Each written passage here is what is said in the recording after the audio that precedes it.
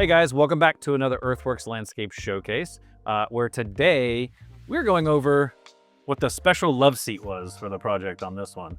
Okay, so this was a fun one. I think City did a great job and basically came up with a really cool concept of how to help this customer out with their entire landscape front and back and use existing materials, which in Earthworks way, we want to use the materials we use, but you did a great job with it. Why don't you tell them a little synopsis about the details about the project? We wanted to do a new patio for the bench here, redo the landscaping, introduce some lower maintenance plants, introduce some color, and then reuse the existing border they had, and then really make the backyard somewhere they could hang out and use. So they did a great job. So let's get up and let's show you this property. Obviously, the first piece here was this border was existing, but it was just loose set in soil. So whenever we redid it, we did crushed base underneath it and concreted it in on the backside. So now it's a permanent border instead of kind of, settling the way those do when they're just set in soil. And then as far as the landscaping goes, we brought in some dwarf variety of plants like the podocarpus pringle in the back, and then the blew my mind in the front. So we've kind of still got a tiered landscape, but everything's going to stay a little bit lower, not grow up and be such a headache for maintenance. Making it easy.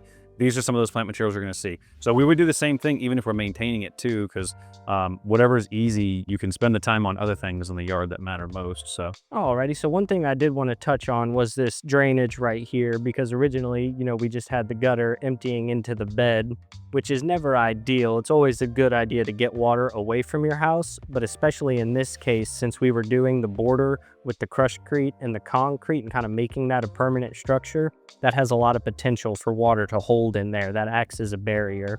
So we went ahead and ran the downspout into the ground with some 4-inch pipe, got it out into the yard to the 12 by 12 outflow that you see here. And if you guys don't or haven't heard us talk about why our drainage is different, we got plenty of videos out there. Look it up, but you'll see some different things that we do that other companies don't too. All right, I'm most excited. Tell us more about the love seat. So here we had an older bench that they replaced with this nice one that you see here. And the only problem was the new bench was a little bit bigger than the old one.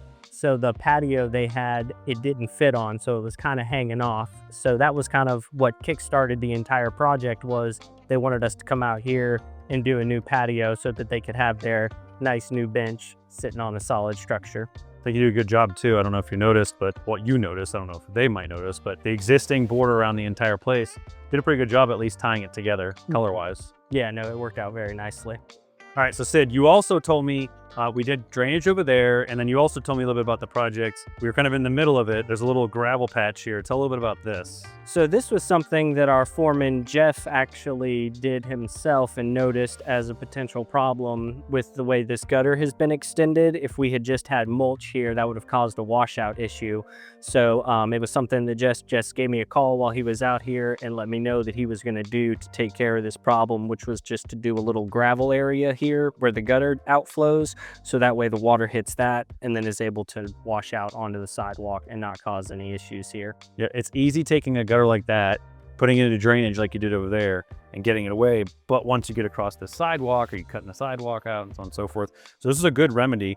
Otherwise, this border becomes kind of a block and keeps the water in the bed. So this really helped get that out. So good shout on our crew for covering that one. We kept most of the stuff in the front yard here, nice and low maintenance. We got some foxtail ferns, some more of the podocarpus pringle, some of the blew my mind.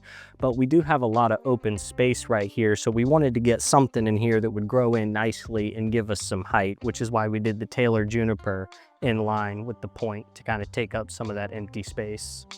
All right, guys, so we have brought you to the backyard, and this is where a lot more happened back here than the front. The front was a lot easier. I think you did a pretty cool job with patio outlay, especially because I saw it beforehand and what it is now. But yeah, tell a little story about like how you came up with the concept of the patio, the fire pit, what the customers wanted with veggie garden, just a little whole synopsis of the backyard. Obviously, the big piece back here is the patio. The old one obviously wasn't working anymore, so we wanted to redo that. But then we had a lot of unusable space over here, so we wanted to kind of include that in the patio, which is kind of where we got this nice curve to give it a little bit of interest. Got to do the fire pit as well, because as you saw from the before, he used to have the woodshed over there there with a lot of wood. He's going to get another one to go on that paver pad over there, but now we've got somewhere nice to do those bonfires and, you know, just kind of brought everything together. Quick note about the fire pit, which is actually a conversation I had with the homeowner, was, you know, they look really nice, but they're more decorative, and for smaller intimate fires, you don't want to have a whole bush fire in this thing because these bricks aren't fire bricks, which is why we have the steel ring in the middle. That's what keeps the heat from cracking these bricks. So, you know, you don't want your fire getting out of control, or you could actually damage these bricks. This is one of my favorite parts of the patio because, as you saw, the old one was just a square, which is functional but a little boring.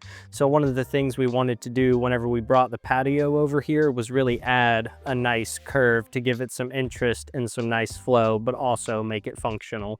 As you can see, this looks a little oversized for just a trash can pad. That's because we built it with the fact in mind that he's going to be doing a wood shed here.